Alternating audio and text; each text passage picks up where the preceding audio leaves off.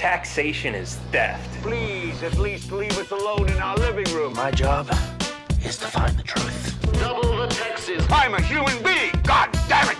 My life has value. Triple the taxes. This is an IRS agent's dream.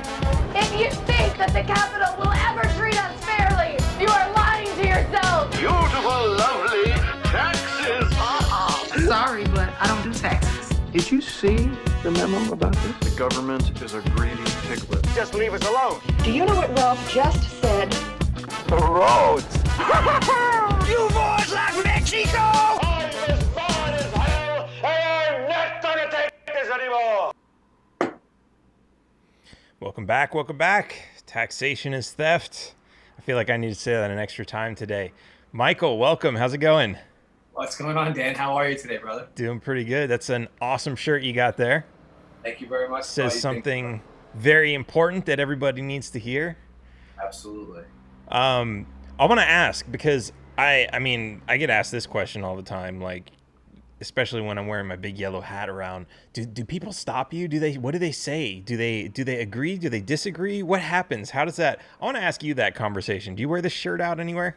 I wear this shirt all the time. I wear it. I have a sweatshirt. It's the same thing. I got a big hoodie I wear in the winter. I got this that I wear in the summer. I get a lot of, hey man, I like your shirt. Hey, nice shirt. And otherwise, it's your jersey's weird, man. Like they even though everyone gives like the this assumption that there's a bunch of jerks in Jersey, nobody really says anything too negative. I get a lot of compliments on it. But for the most part, complimenting you on that shirt is really saying something negative about the government, so there's that. Yeah, no, I always take it as a positive. I go, hell yeah, man, not a problem, anytime. It's, let me know if you want one, I'll get you one, and then that's the end of it. But it hasn't sparked the conversation I thought it would have sparked the first time I started wearing it. That's for sure. It's odd. You got to get some. Let's talk about this. You're running for office, so you should have like your swag. Like I had these. Oh man, don't tell me I don't have one up here. Here it goes. I had these like in my jacket pocket, and like it's like a trifold with like all kinds of taxation and stuff. Oh shit! The last ones I ordered, they put stickers on them, so they're like taped shut. But it's like a trifold with like all kinds of cool stuff on it. And so like when anybody would come up to me and say, hey, even if I was wearing this hat, hey, I like your hat, I would just be like, well, here you go. And just give them stuff. Or sometimes I give them stickers or wristbands or something. And they were just like, wow, that's so cool. Yeah, you got to do that, man. We're working on it right now. The primary focus is getting on the ballot. In Awesome. New Jersey, we're fortunate. I only need 100 signatures of in-district voters. So it's not too terribly difficult. As a matter of fact, I believe the team actually did it this week in a matter of like 3 days.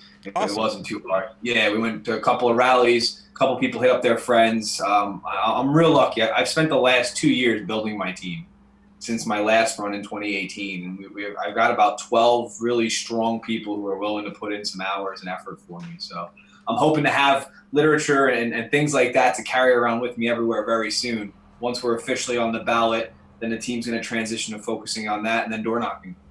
Awesome. Well, if you need some help with that, I mentioned before the show, like, we're definitely working on that with other candidates with the SWAT team, because we want to make sure that, we started creating some infographics the other day, and like the next thing you know, it's like, holy shit, we have like, we're going to end up with like 20 or 30 pages of infographics that like we can give to different candidates. Like, oh, what issue are you focused on? Oh, criminal justice reform. Here, take it, and just like give everybody the stuff that they have, because like, this is something the Libertarian Party should have, and they don't. Okay, let's fill that void.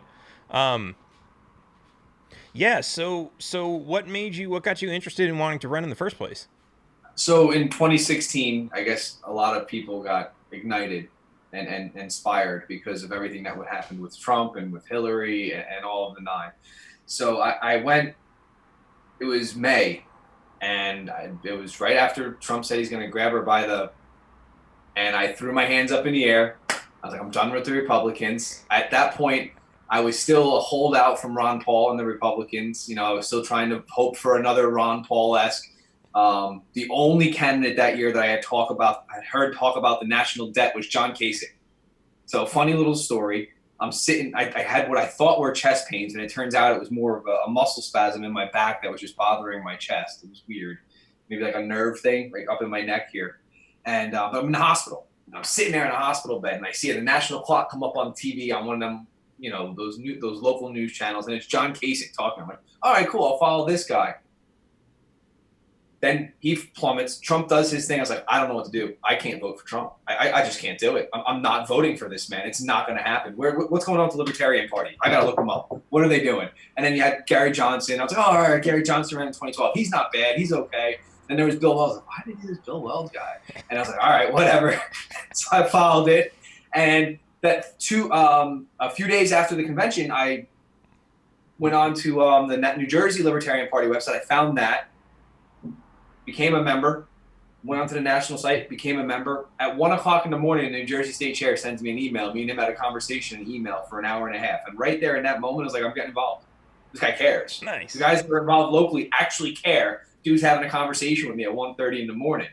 I go to my first meeting, start going to a couple more meetings. I volunteer on Pete Rohrman's campaign for governor in 2017.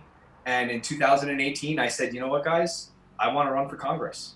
And they all said, well, why Congress? And I said, well, honestly, the most oppressive part of the government that we deal with today is the federal government. They're the ones that have people from 3,000 miles away telling me what I can and can't do with my life. My local government's easy to deal with. I just go to the town hall meetings and start, talking to people, and we can have an effect on it. But the federal government's the one that's oppressing us the most, and the one that's intruding on our local lives the most by their outside influences. So I want to be in Congress. I want to run for Congress and spread that message that we should be localizing community. I was just about to correct you and say, but DC's not 3,000 miles away from you. But then I realized that doesn't matter, because you still have Californians who are sending their representatives, and right. You've got the federal district courts in California. So they're like, even though you're right next to DC almost, you still have a tremendous amount of influence coming from people like on the other side of the country. That's insane. Yeah, think of Honolulu or Hawaii. They sent Tulsi Gabbard in, and she's giving her opinion from 5,000 miles away. Yeah, and these people, they're proposing bills for things that need to happen across the entire nation, and they're using their perspective from what they see in their local community to tell me what needs to happen here in New Jersey. And I'm like, well, the socioeconomic dynamic in New Jersey is nothing compared to California or Hawaii or Arkansas or Wyoming. Why are you telling me what I can and can't do at the Jersey Shore? Maybe we should be making the decisions on how to protect the Jersey Shore. And like, what's really interesting about that is, you would think, I mean, like, when you're talking about like Medicare for all, right? This is a huge program. It's going to be super expensive. It's never been done before the way that they want to do it. And yet nobody says, like, yeah, why don't we try it in this city first and see if it works? It's like, no, the entire world must have this plan, right. Because of course. Why don't we have like a little sample? Why don't we take like an 8 million person sample in New York City, see how it works, and then try it with 385 million? Maybe it's a little bit of a trial case. The FDA does trial cases on everything for 20 years before they release it. We can't do a trial case for 2 years on whether or not it works somewhere else. It doesn't make sense. Yeah, it's absolutely insane, man. So what do you think about what's going on right now? Are you seeing any protests or anything in your area? Jersey's been real peaceful. So we've had plenty of protests. I actually went to a BLM protest here in Jackson, New Jersey, which shocked everybody that we had one. For those that don't know, Jackson, New Jersey is literally like right smack in the middle of New Jersey. We have Six Flags Great Adventure, and that's all we're known for. But we're also known for a bunch of people that are of, a little bit of a backward mindset, but that's the stereotype. You know what I mean? We're the sticks of New Jersey. We're not the city. We're not the suburbs. Although now we're more suburbs than we've ever been. So it was nice to see that we went to this protest. Dude, there was like 2,000 people there, and it was a lot of people from all different generations, people from different races and everything. And it was pretty neat. It was beautiful to see all the people standing up and talking. The march we had a really nice, peaceful march. Everyone was cool. There was no violence or anything. And that's been the case in New Jersey for the most part. Even Camden and Newark and some of the more urban areas, the cops and the protesters marched arm in arm in Camden and Newark. It's been fairly peaceful. We haven't had any violence really that I know of that's noteworthy. So for us, it's different than it's been in other places. So this is kind of interesting because you have, it sounds like you're talking about speakers and everything. Like, was this something that was organized, or was this like something that was kind of spontaneous and a bunch of people just showed up? No, they've all been organized. Now, organized in the sense that organized in a matter of days. We're not talking like somebody planned, I've held events and I've had people come out and I've had speakers come out and I've hosted people, and it takes time to put together a good event. But obviously when something is this has this hard in the heartstrings and is this important to liberty and freedom for everybody, people came, and they came quick. I think they organized it in a matter of like less than a week. And they had a bunch of local clergymen. They had a couple local teachers from the community, from the high school in the area. It was impressive. The young men who put it together did a phenomenal job. They spoke a great message, a peaceful message, a frustrated message as it should have been, but it was peaceful, and it was all about harmony and loving your neighbor basically. And it was a beautiful thing to watch. That's awesome. Yeah, it's always good to hear that kind of stuff. Because that's something that isn't that weird how like that's almost like in normal conversations a lot of the times that's kind of like socially faux pas or just because it's like oh yeah you're weak, what's a grown man over here talking about loving their neighbor, like it's weird. It's I guess part of the macho culture and like part of the cool culture. I know, like, especially when you're younger and like kids are always trying to like show off and all this other stuff. It's weird, but then for some reason when you put it together in a community like that, especially when they're speaking out against something that like everybody's just absolutely upset with, that like it kind of becomes acceptable at that point. But it's like that really should just be the norm. Exactly, and that's.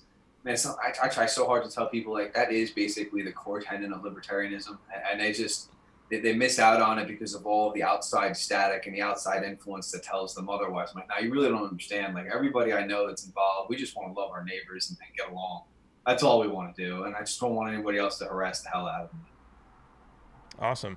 So, do you have any big plans, like a platform or like anything specifically that you're interested in changing? Well, what I want to do is I want to truly get a true libertarian-styled person in Congress in New Jersey. So New Jersey is almost as left as California, New York, New Jersey. And when it comes to socialism, we'll say, just for simplicity reasons. But the guy that I'm running against, he's been in the seat for 38 years. This is his 40th year. Okay, and he's a rhino. He's a Republican in name only. He just got an award for being the most bipartisan congressperson. He's been there since 1980. And when I hear that he gets the most bipartisan congressperson award, I think, great, you're the best at screwing everybody. Right. That's what that means. It means you're the best at hurting all of us. So, he ran as a Democrat in 78 and lost, came back, ran as a Republican in 80 and then won. And he's been there ever since. And he wins with 55 to 58% of the vote. It's a super safe seat. They threw everything they had at him in 2018, and he still got 55% of the vote. And the Democrat only got 43% of the vote. It was an 8-person race it was the most competed seat in the state, if that gives you any idea. It actually inspired 6 people to run an independent campaign, including myself, if you want to count the Libertarian Party as independent. It was 6 people versus the two megaliths, and it was crazy to say the least. Because when we went to the League of Women's Voters debate, there was actually 4 of us up on the stage, and the Republican was nowhere to be found. So my goal is to really get a truly, I don't want to say conservative voice, but a constitutional voice. You know what I mean? To say the very least. Now, I'm a little bit more extreme with reducing the government than from the constitutional standpoint. But at the very least, we need somebody who's going to say, no, the Fourth Amendment exists, and get rid of the NSA. We don't need them. We got someone who turns around and says, listen, yeah, we got to make sure that we actually give people due process, and we can't just go shooting people in the streets because we're mad at them. It doesn't work that way. Like, you got to give them a trial of their peers, that whole thing. So it's not something that we have right now. And right now you got Chris Smith hiding. Like, he's not talking about the police brutality. He's not talking about the qualified immunity efforts, the ending the qualified immunity efforts from Justin Amash. He's still talking about China. And he's more worried about the protesters in Hong Kong than he is about the protesters in the streets of his own country. So I just want somebody who cares. And I want to bring that compassion, and I want to bring localization back to Congress. I wonder if he's like tied in with the police unions. I'm sure he is. He's probably tied in with all the unions. Like I said, he gets that bipartisan award every year. So, I mean, everybody likes him. You know what's weird? I was, because you talk about constitutionality. I went back and read the Constitution again a couple nights ago with the frame of like what authority do they have to have criminal charges and federal prisons, right? Because like you hear about like even when JFK was shot, right? There was this big dispute over the federal government had no jurisdiction to do the investigation. That was not a federal crime. It was a murder that happened in the state of Texas, and so the state of Texas had jurisdiction over that. And I started reading through it, and like it's interesting that you see some of this stuff in there, and you're just like, wow, that's total bullshit. That needs to go. But you also see stuff in there where it's like, this is like very limited, and they've taken this and used it to like do so much with it. So like when I was looking for like federal crimes, what do they have the capacity to charge somebody with? And it was like for treason, which is a crime against the state, which if you're smoking weed, that's not a crime against the state. Nope. So how can you be charged federally with that? And then the other one was like piracy on the high seas, which is like, okay, maybe if you're smuggling it in from another country, but that's not really piracy because you're not stealing it from somebody. It's really weird. But then like you look at this and you're like, okay, I could see how they could like totally stretch that out of shape and make it fit what's going on today. But that makes absolutely no sense. And it's like, man, that's insane. And like it kind of are you familiar with Larkin Rose at all? He talks a lot about how the Constitution was bullshit because basically and I kind of agree, but I kind of disagree, right? Like I agree that like a bunch of guys have a right to sit around and say, hey, we're going to form an organization and here are the rules. But his main point is that no individual has the right to give a power or a right which he does not have to this government that they just created, right? Yes. So like the power to tax is in the Constitution, and that's bullshit because like they didn't although if you look at the taxes that are there, they are in a way they're voluntary. So let me stop you right there if you don't mind. So let's talk about that. Let's talk about the government's perception of what taxation is. So we've got Chaz in Seattle right now, right? We have this autonomous zone where somebody's actually trying to do a separate. They're trying to secede 6 blocks of Seattle from the United States government. They in turn started charging taxes to the people that wanted to stay there. And the government of Seattle said, oh no, that's extortion. That's extortion. Wait a minute. They're trying to collect money to keep their community running, and it's not voluntary, so it's extortion because you don't like it. So how is it different than what you're doing to them if they don't like what you're doing? Please explain. I posted that exact same, like I had the video clip of, it was like the chief of police saying that. Yeah. And it was so hilarious because the way she described it was exactly like if like, okay, she ended it with, and this is the crime of extortion. Like, she could have just as easily said, and this is called taxation, and you show it to anybody else, and they would have been like, yeah, yeah, that sounds like taxes. That's normal. Don't get me wrong. I mean, those people in Chaz are a bit nutty. Okay? Yeah. I mean, if you watch them, I've seen a lot of like inside like films. I mean, I saw the one guy. You can't talk to the press. All right, there's a little something strange is going on in there. I'm not exactly a fan of them. In the idea of what they're doing, I'm like, oh, hey, right on. At least somebody had the balls to try it. You know what I mean? But yeah, I think there's a lot of issues with it, especially like going down to just the. I kind of want to say the property rights part of it, but like a lot of it's in a public park, so that's okay. But the buildings that are within that area were already owned. They already had businesses in them. Yeah, there's a lot of negative. There's way more negative to it than any sense of positive. The only sense of positive I see is, oh, look, somebody had the balls to try. But they're doing it wrong. They're doing it wrong. They're not doing it the right way. They didn't get a community of people inside of a 6-block area to all agree, hey, let's do this, and then buy out properties of people that didn't want to be there and respect the property rights of the individuals inside that autonomous zone, give them their fair share back in replacement for what they were taking from them, and then make themselves an autonomous zone. No, they just came in, stole, beat up, bartered, destroyed, and cared nothing about anybody. They're pretty much acted like the Vikings. You know, they came in like a group of Vikings, they ransacked the town, and they did, this is mine now. And that's not the right way to do it. And when I was looking at this too, I know this is like the America's become like a powder keg because of like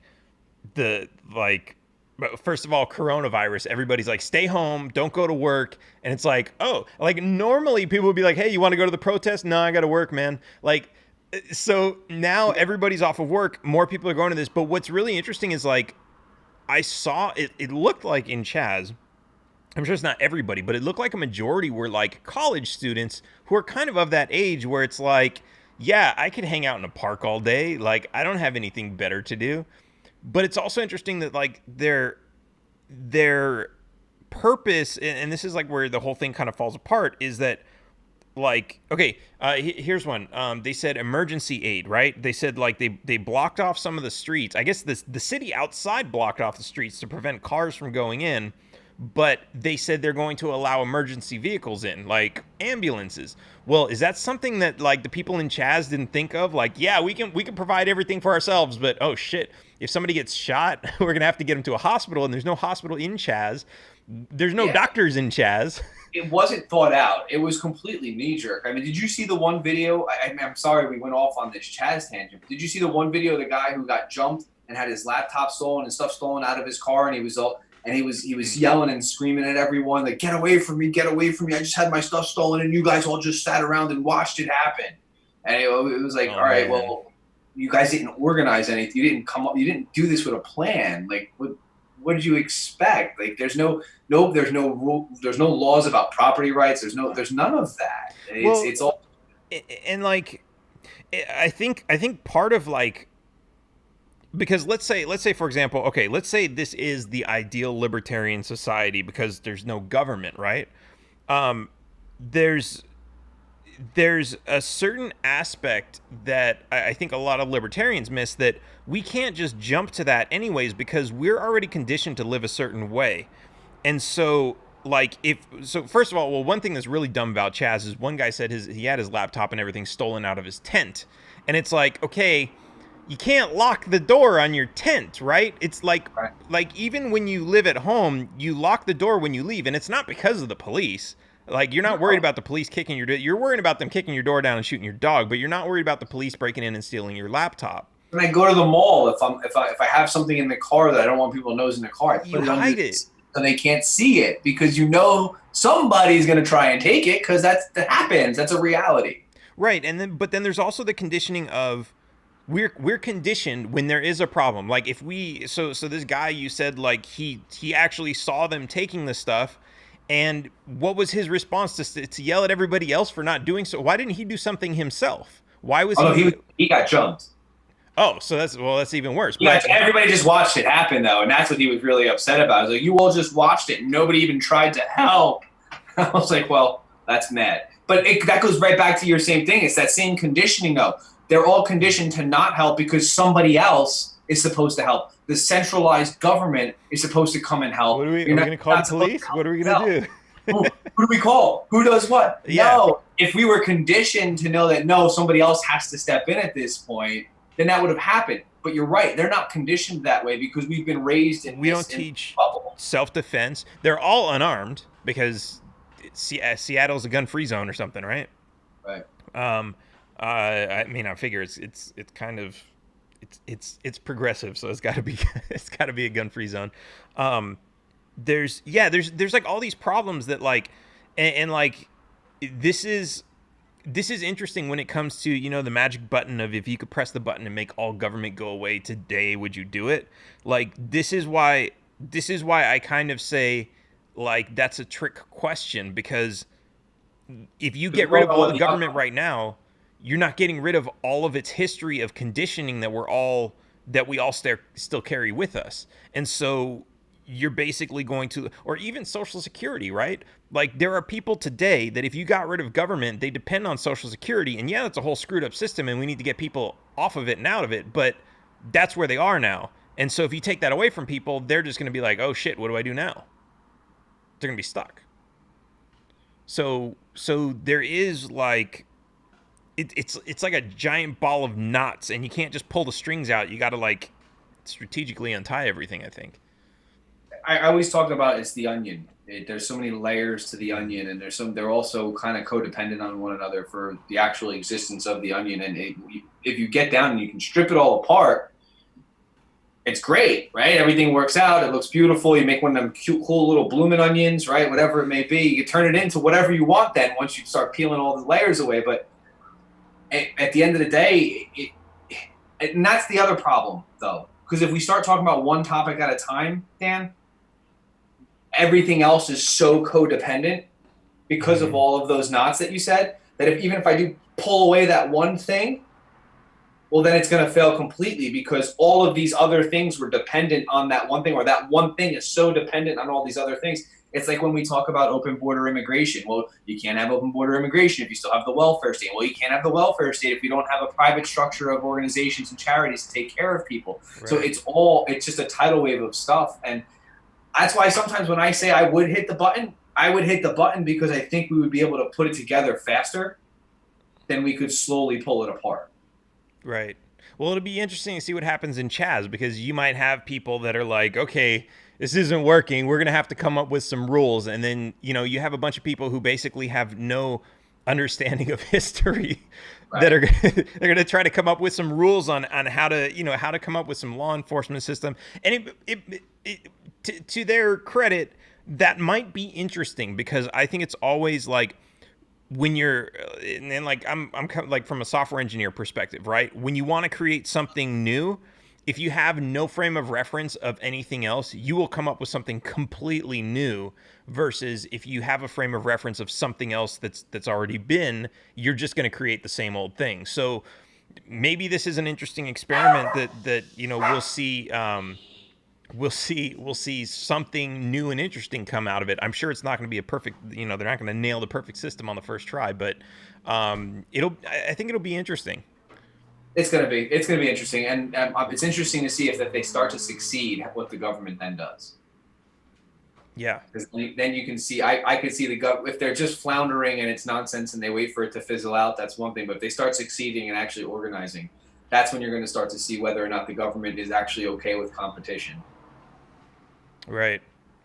I'm just wondering, since I mean, they're kind of cut off from the outside world, but at the same time, like, they're still all using their cell phones. So, like, they're eating away. Who's paying their cell phone bills? Right? Mom and dad, I guess. I don't know.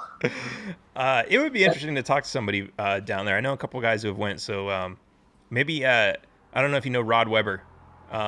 He's been down there.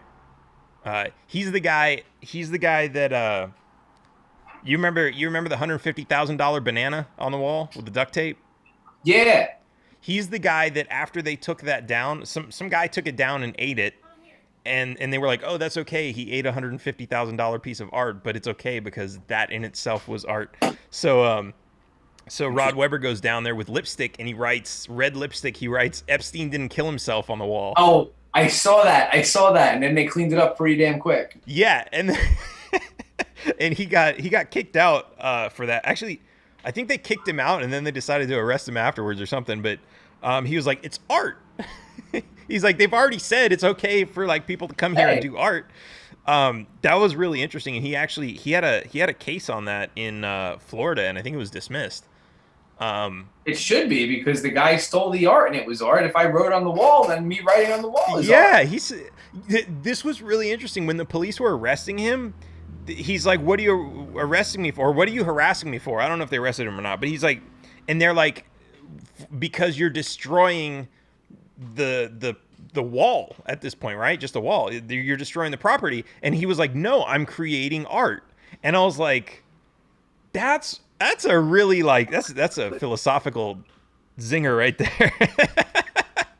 Right. And you know, to that same point, like I saw some of the statues that have been destroyed, like in all these riots, and like there was one where it was like it was hands like this, and I don't remember what the hands represented, but like they what was it? The hands were like was it the police hands or like something like that? Like it was a monument to the police for helping the community or something like that. I don't know. I might have gotten that all wrong. But they took red paint and they dumped it in the palms of the hands, and it looked like blood like pouring out of the hands. And I was like, dude, they should totally just leave that like that. That's new art. They just left it, right? Yeah, it's like you've got blood on your hands. And I'm like, that's beautiful. And like, you know, what's interesting, because people are always talking about like getting rid of statues and all this other stuff, and some people are like, yeah, but you're erasing history, and some people are like, yeah, but that's a statue of a communist or you know, this other stuff. I'm like, okay, well, it is kind of history, but at the same time, if somebody's like, doesn't that make, so like, let's say you have a monument of some big slave owner that, you know, whatever, and we've got maybe Chris Columbus, right? We've got a monument to him, and it's like, oh yeah, well, we're not worshiping him, right? He's kind of a bad guy. So like somebody comes along and destroys the statue. Couldn't we just leave that the destroyed statue there as like a monument to the revolution against that slave mentality that came up? And like, I don't know. I think that's like, it's interesting. It's just, but the world is just kind of like, it just is. It's like if something changes, it's really not that big of a deal. It's not that to me, that's really what it is. I had this taking down the statues and everything. Like, I'm of the ilk where, man, we should never put them statues up in the first place. That was an awful waste of taxpayer money. Right. I don't know if I'm really upset about this, because I don't care if the statues are there or not. I have books for history. You know what I mean? We can write books, and you know what? History is written by he who wins, right? It's the victor that writes the history in the blood of the loser. So maybe we should re-examine a little bit of the history from time to time to make sure that it is as accurate as it could possibly be, because there is some validity to the fact that, yeah, he was worshipped at one time, and then we found out, well, maybe he probably shouldn't have been worshipped, and maybe we should change something a little bit, and maybe you take them and put them somewhere else in a place of about how history was incorrectly written and being corrected, and you have a museum about that or something. I don't know. These things are things that each locality should be taken care of. It's not something that should be a nationwide sweeping kind of ordeal, because again, the people in this area are different than the people in that area, and they should make their decisions, and these people over here should make those decisions. And that's the beauty of having 50 different little states. And that's like that's interesting too, because you have like, and Kate, by the way, said it was the hands of protect and serve. That was that statue. You have this like, so people burn flags all the time, right? And especially libertarians will say like, yeah, you know what? Like flag worship is kind of a silly thing that we do. Like, what's really the big deal? But then like they also get to the point about property rights. Well, you know, as long as they're not burning your flag, right? And it's like their flag might look exactly like your flag, but it's not yours. You didn't buy that flag. They didn't come to your house, take the flag off of your pole. It's still your flag off of your flagpole in your house. Exactly. And so in that same way, I mean, people put up flags, people personally put up statues. Actually, there was a guy, this made big news when I was living in LA a long time ago. There's a football player, and he got he just moved into like one of the nicer neighborhoods, I think it was outside of Beverly Hills, and he got like 30 statues of David like lining around his front yard. And it's like, so he's just all there with his junk hanging out, and all the neighbors got really pissed off. Like, how could he do such a thing? And it turned into like this big thing that eventually, like, they tried to sue him to get rid of it, and he ended up keeping it. But it's funny. But it's like the point is, like, people put up their own statues, right? Like they can build their own statues. But the stuff that the government puts up, just like you said, it's like they're stealing from us to put up a monument for somebody that we might not even have any respect for.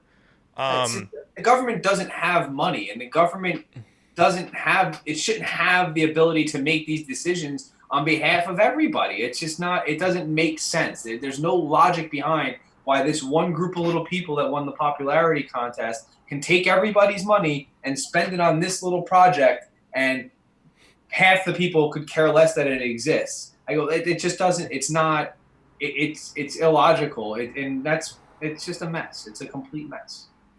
Okay, look, I want to do this real quick because this is kind of funny. Okay, the president gets paid what, $400,000 a year, right? Yeah, approximately, right.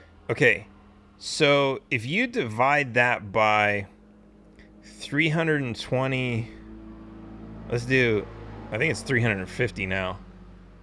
350 million. That's 0.1 cents per person per year to pay for his salary. Which sounds like not a whole lot of money, right? But then you consider, okay, we're giving the government, most of us, anywhere between 10 and 50, but some people are giving them millions of dollars every year. Where the fuck is all that money going? If like, I mean, a statue, if they build a new statue every year, that's 0.1 penny for us. Per person. That's nothing. That's peanuts. We should be able to afford that. Right. That's why at the end of the day, when people are upset about them tearing down the statues, I'm like, I understand why you're upset to a degree, but at the same time, I know why they're upset to a degree. I really do think the best position for us to be in is the statue not existing, because then nobody can be upset. And then you, if that's who you like, can put something up in your house or in your backyard, and you can have that, and you can have that monument for yourself. That's the beauty of owning your own property and being able to have your own little safe space and do what you think makes best, as long as you leave your neighbor alone and let them do what they think is best, and nobody hurts each other. Yeah, that's a nice explanation. A personal safe space. That's really what private property is, right? That's exactly the castle doctrine. That's it. Your private property is your safe space, and that's how it should be viewed. And if that's what you want in your safe space, then by all means, God love you, go do it. We don't need to put it in the public space where you're pissing off half the town. Right. Yeah, right. Like everybody, you walk down the main street naked, and everyone gets pissed off. Like, oh my God. But it's like, right. Yeah, because leave that at home with your statues and your flags. Exactly. You got your own safe space to walk around naked, bro. You don't gotta come walking naked down the street. I got kids out here. Leave me alone. Exactly. Okay, I want to talk about this because we were having a fun talk about this before we started the show. Pineapple pizza. Because so apparently that's not a big thing in New Jersey. They hate it out there. There's plenty of people that'll do it, but if you order it, there's gonna be somebody in the room that vocally chastises you for doing it, because it's just a sin. You say doing it like it's like shooting up heroin. Like, yeah, man. Listen, I mean, to some people it is in New Jersey. I mean, you're really, it's like blasphemy, and then you put bacon with it. Some people put bacon with it and pineapple, and it's just I'm good, man. Like that doesn't belong on the pizza. It's too sweet. It doesn't belong there. I'm sorry. So this was a fun idea because like we talked about this and we're like, okay, the country is divided, and a lot of the stuff we're divided on is total bullshit. Yeah. But and especially in a world where like libertarians, we've been saying this for decades about how corrupt the police are, how corrupt the government is, how police are racist, all these other things, all these things that are going to happen. We've been talking about qualified immunity. We've been talking about, everything that they're talking about now. And it's like, why weren't you listening when we were saying it? I'm just reading the comment. And yeah, now everybody's commenting about pineapple pizza. Of course they are. They're like all silent, and now it's like, oh, what? Now it's the pineapples. So like, okay, if everything's divisive, why don't we do this? Why don't we have like a nice protest where we go out and we have like, it can be almost like, like a battleground where like we go out to the Capitol and you have the pro pineapple people on one side and the anti pineapple people on the other side, and like they're just there like, like a Civil War reenactment, like ready to charge at each other. I think it'd be beautiful. Yeah, and then you mentioned silly string and like Yeah. water balloons. Like, oh man, like maybe this is what some of us need to get some of our anger and frustration out on, just like the fact that we do live in a society. I said it, we live in a society. We live in a society with other people that we might not always get along with, and I know that's frustrating, and we don't always have an outlet for that frustration. So like maybe this would be a fun time, and like maybe even like those don't they give them to couples in like the counseling sessions, like their baseball bats that are like covered in foam?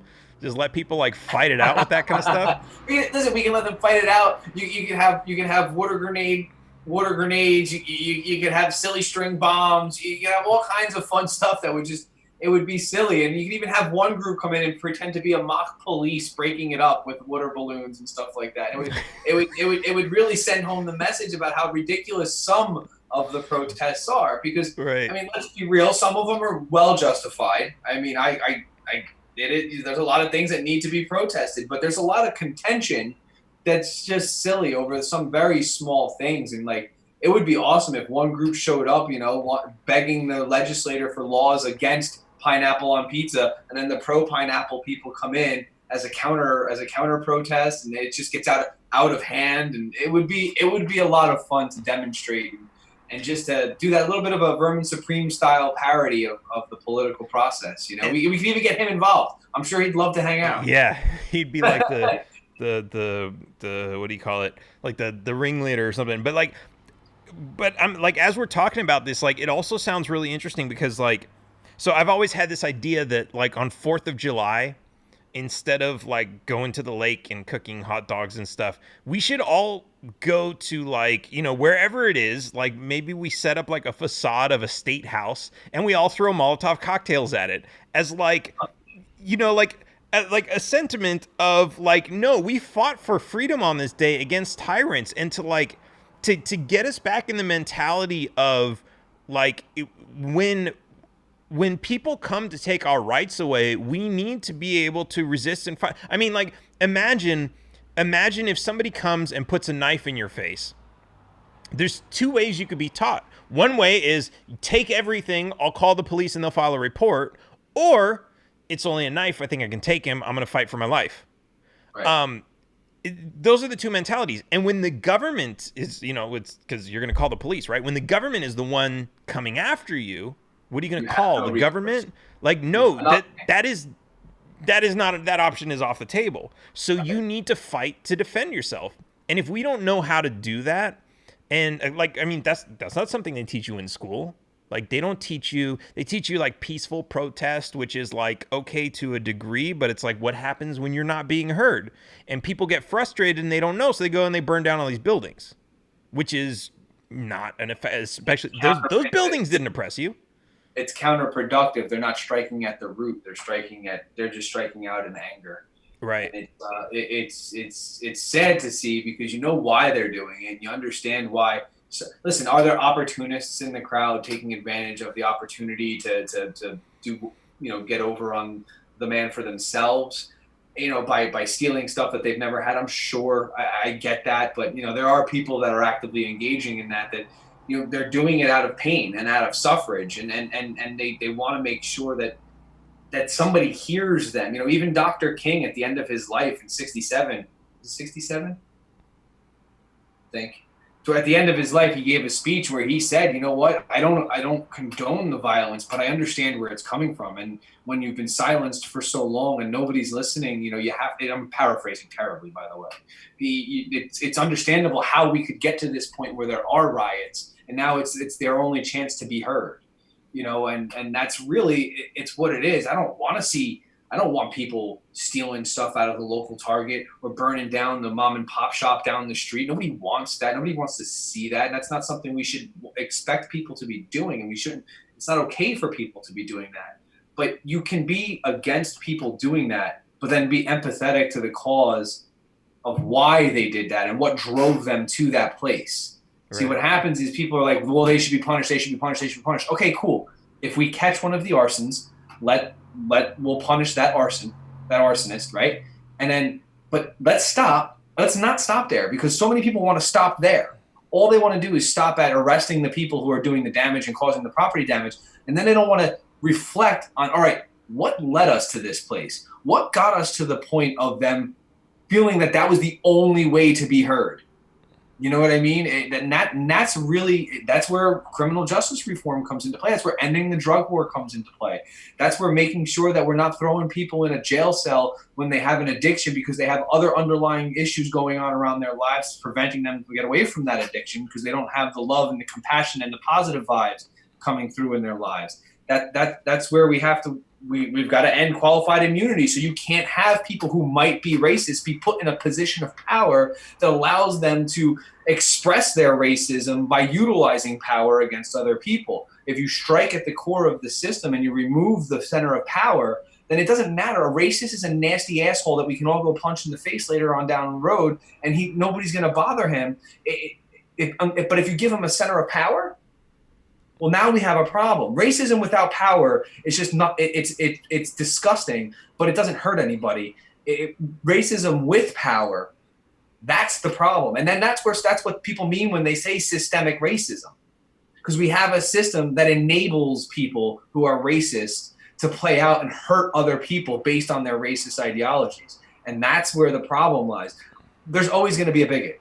There's always going to be a jerk off. There's always going to be some guy who's in the corner or down the street who hates you for your beard, or hates you for your hat, or hates you for the color of your skin. We can do the best we can to educate them otherwise. And we can do the best we can to provide them examples of why it's wrong to be that way. But if they don't have the ability to get power, it's a moot point, because they can't hurt you without power. And that's where we got to strip back this criminal justice system and prevent people from just writing laws to specifically target communities of people, as was done with the crack cocaine differences. And who was that? With Reagan, right? Mm-hmm. They made the punishment for crack 10 times worse than the punishment for cocaine. Why'd they do it? We all know why they did it. Right. Because in the minority community, crack was a problem, and only white people did cocaine at the time. Well, yeah, but that was our man. I'm trying to remember my history on that, because I know that was all seeded in racism too. I mean, Nixon's whole thing, like there's an audio recording of them saying like, yes, yeah, it's like that's the point though. If that power structure didn't exist where we could make some kind an ingestible product illegal and jailable for just ingesting it or using it. If you didn't have that ability, then the racists couldn't leverage it. Right, but I think at the same time that also indicates that racism is like, I mean that's really what you're saying anyway. Racism isn't the core problem, but it's almost like racism isn't even the problem at all. The problem is just that this power exists, and it will be given to people, and it is given to people who can abuse it, and there's absolutely no check on that. And so it doesn't matter if it's racism, it doesn't matter if it's sexism, or if it's, just like somebody's got a badge and they have a real bad temper and they just like to beat people up, whatever race they are. Like, it doesn't matter. They have that power, and we are powerless to do anything about it. And we are. And, listen, I wish the racists didn't exist. I wish that, I didn't have to worry when my wife goes out, that she's going to get treated differently because she's not white. I don't want to have to worry about my daughter maybe getting, when she gets older, because she's not 100% white, that some kids in school. I don't want that stuff to exist. That's disgusting. It's abhorrent, and I honestly have no need for those people in this world, in my view. However, what I definitely don't need is there to be a place for them to gain power. It's like, listen, and a lot of times I always try to point this out to people. The Lord of the Rings, you got to throw the ring into the fire. Star Wars, the Force and the dark side. Okay, when the power falls into the wrong hands, every movie and every story ever says, keep the power out of the wrong hands. Keep this out of the wrong hands. Back to the Future. We can't let the wrong people get the time machine, because then bad things will happen and then Biff ruins the world. It's always the case. It's always a matter of if the power structure didn't exist and we destroy the power structure, then the bad people can't hurt the good people. Because then the good people will be able to defend themselves against the bad people, because there won't be a monopoly on that force.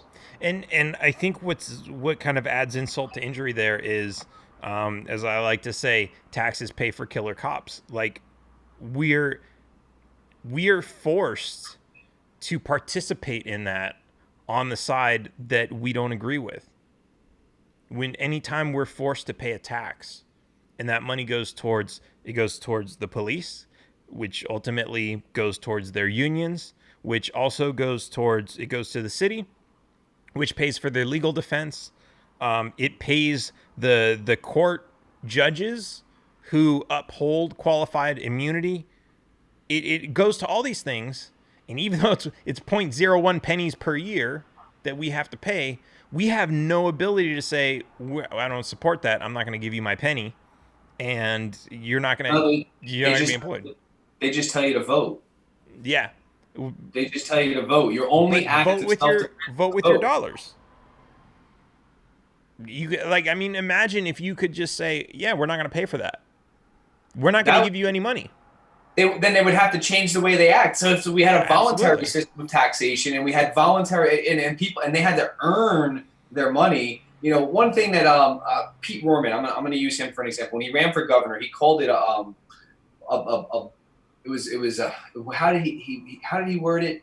It was a voluntary but compulsive tax, right? So basically, the way he explained it was you had to give X amount of dollars, but you got to choose where those dollars went. You got to choose which department got how much money. If you had to give $10,000 and you wanted to give all $10,000 to the Department of Education, then you gave all $10,000 to the Department of Education. And then every department and every structure had to then lobby you for your money, which ultimately gave you the power to decide who can and can't get their money. Now, there would be plenty of people who would just evenly divide their money amongst every organization because they think all of the government is important. And then there's going to be people like, nah, man, the cops need all my money. And there's going to be people like, nah, the fire department needs all my money. And there's going to be other people like, nah, the sanitation department needs all my money. The streets are a mess. You know what I mean? But then the police department was like, hey, Mr. Berman, I noticed last year you didn't give us any of your taxes. I'd like to know why. What are some of your concerns? Like, they would actually have to go out to citizens and talk to them and find out, what do we need to do different for you to support us more? Yeah. Because there would be a risk, and there would be incentive. See, when we remove risk and incentive from the marketplace, and government just picks and chooses winners and losers, well, the people ultimately lose every time. Absolutely. Man. Uh-oh. Is that me freezing or you freezing? No. Did I freeze? For a second. I'm in deep thought. That's some heavy stuff. Yeah, I mean, that's ultimately, I always like to use the analogy of a restaurant, right? You go to a restaurant. What restaurant are you going to go to if they treat you like shit and your food comes out cold every time and it tastes like crap? And, who's going to keep going to that restaurant? Nobody. And so why are there, are there any restaurants out there like that? No. Sure. Have you been to a restaurant that has been like that? Maybe. And Yeah, how long did they exist though? Well, but this is the thing. Like a lot of people go to a restaurant. Oh yeah, I went there one time and it was terrible. Yeah, it might have been terrible that one time because maybe like the chef was like out sick and the manager was like trying to do everything. It's like there's all kinds of like problems that go down in restaurants. But it's like, but yeah, if their food really is shit all the time, they're not going to be there very long unless they're laundering money, of course. I know a couple of restaurants. Actually, I know a couple of restaurants that did that, but they actually still had really good food, even though they didn't need to. Maybe they actually enjoyed it. It was just their passion on the side, you know? Yeah, who knows? Um, but yeah, it's like that's just the way it works. And when it's the government and it's like, no, we've got a gun to your face, just give us everything that we want, and we'll leave you alone, like they do in Chaz. Then that's that. You have no say. They don't care anything about customer service or quality and, product and quality. ultimately that's ultimately the perspective I want to bring to every decision that I can help the people of District 4 make. I want to be able to use that mentality of, hey, how do we make this work for the people, and how do we make sure that they're the ones pulling the strings? I don't want the lobbyists pulling the strings. I don't want the bureaucrats in DC, the Congress, the congressional members in California or North Dakota or Washington or Oregon telling the people of District 4 how they're supposed to be living their lives. So, that's my goal, is to come to the table and just say no, but with a very hardcore, hard-lined no, because I'm not going to go in saying, oh, well, I know I have to compromise because Nancy believes this way. So let me start off like where my compromise is. And then she stands off hard and it pulls me closer to her and nobody wins. No, I'm going to come in, and I promise the people that I hope will eventually vote for me or want to follow me and be more along and get in, or somebody who's watching this who gets inspired to maybe run for office themselves, go in there hard lined and say, no, this is what we demand, because that's all the job of a House rep is. Your job is to be chief negotiator for your district. Your job is to negotiate for your district. There's nothing else. It's not your job to come up with a plan. I don't need to have plans. People ask me, what's your plan for this? I don't have a plan for this. I know what I want the final outcome to be. My job is to go to the table and negotiate with the other 435 people. That's my job. So I mean, I really like that because you're okay. Like a lot of people say, like, yeah, you have to go and you have to compromise and all this other stuff. Which no, compromise is for like if you're in a relationship and like something like that, right? Or whether it's a personal relationship, business relationship, compromise to get stuff done, right? But like it's something like when we talk about compromises in government. Like the compromise is like imagine like you're with your wife and you're like, okay, I want to go to this restaurant. Well, I want to go to this restaurant. Well, we went to your restaurant last week. Okay, I'll compromise. We'll go to your restaurant again, right? That's a compromise. When you're in Congress and you're like, yeah, we want to steal this many millions of dollars from these people and we want to invade this country over here, and they say, well, we'll let you steal this money, but as long as you put some of it towards schools and you invade the other country instead, that's You're still stealing the money. You're still stealing the money. Still invading a country. Yeah, it's like you do not like that is not a compromise. You do not like that would be like if like going back to the relationship thing, it would be like if you said, well, we'll go to your restaurant, but only if you let me stab someone on the way home. Like that's not. Right.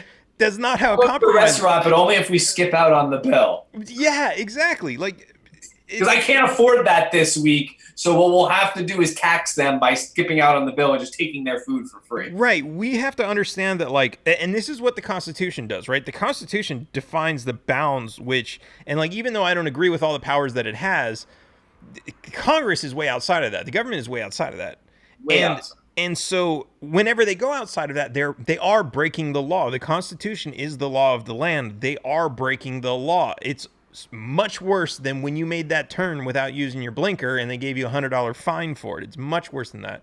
And their idea of a compromise is we'll find a law that we can break together. We'll find a way to steal from people that we can steal together and both benefit from it. That's what they see as a compromise.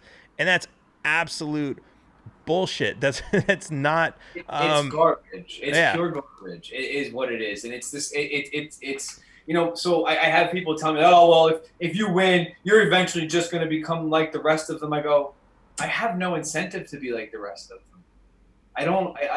I'm not doing it for any other reason of this is what I believe.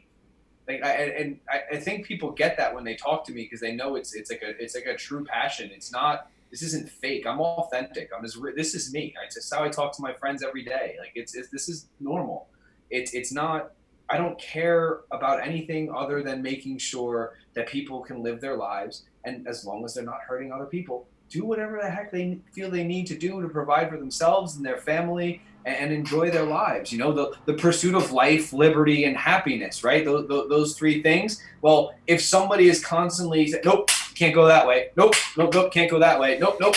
Are you really, is it real? Is it real? Because I'm not so sure it is right now. And I want to make sure that there's at least one voice in the state of New Jersey that's saying, no, that's not right, and this is why. Absolutely. All right, man. Before we wrap this up, we've got your website on the screen here, but you want to give us your website? Give us what can people do to help you out? Donate. What do you need? Right now, that's really what I need. I need everybody to go check out the website. It's www.runrufo2020.com. It's going to redirect you to 2018. It's okay. It's the right place when you get there. Okay. Not the most tech Holy savvy. shit, I just traveled back in time. Yeah, right? Talk about Back to the Future. I didn't know I was in a DeLorean. I don't really understand how I did what I did, and I did it. I apologize to everybody who gets confused, but I did it myself. I have my people working on other things because the other things like organizing my signature petition, my petition for signatures on my petitions, getting out to events and door knocking and interviews like this with you are far more important to me right now at the moment. But go there, hit the donate button, because right now what we need to do, we have the signatures we need to get on the ballot. I'm going to be on the ballot.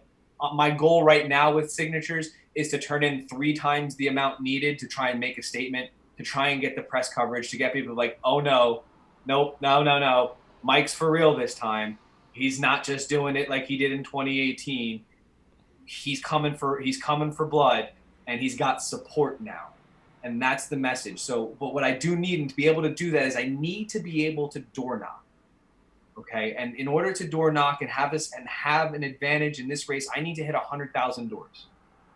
If I can hit 100,000 doors, I can exceed all expectations and have the greatest third-party run in the history of the state of New Jersey when it comes to the U.S. House seat. In order to do that, I'm going to have to pay people. Unfortunately, when it comes to volunteers, I'm not going to be able to get the volunteers to door knock 100,000 doors in 2 months. As much as I'd love, and I trust all of my friends to do it, it's not possible. I need to pay people. So if you can, please, if you're listening, donate, help us out. Door knocking is the key. Organizations like YAL have shown that it works, and that is the way for us to get the message out, and that is the way that I'm going to be able to have an impact on this race. What is my win?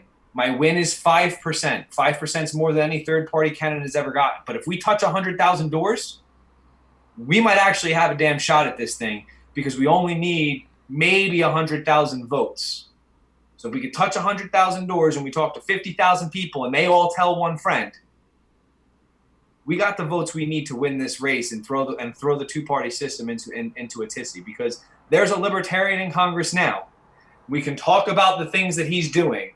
We can show how that could possibly be somebody in your district that's working. So I just need that. That's the help that I need. If there's anybody out there, it's a graphic designer, wants to offer me some help with designing some logos and some stuff, that'd be great too. Whatever it is you think you can do, please feel free to reach out to me at that website. You can hit all my social media. I have Twitter, Instagram, and Facebook. I'm an old millennial, so I don't have Snapchat or any of those other cool things, but it's all at Rufo, the number 4, Congress. Twitter is where I'm most active. I'm very easy to reach there. Reach out to me. Let me know how you can help. And I'm here. Let's rock and roll, and let's make this the most successful congressional race, I guess, outside of Justin Amash's. Let's be more successful than Justin Amash. Let's assume he doesn't win and I do. whatever. Let's be the most successful libertarian congressional race in the country, because I really believe we can do that here in New Jersey. And I want to add this because I think this is really important, and it's missed by a lot of people. You're talking about raising money and knocking on 100,000 doors.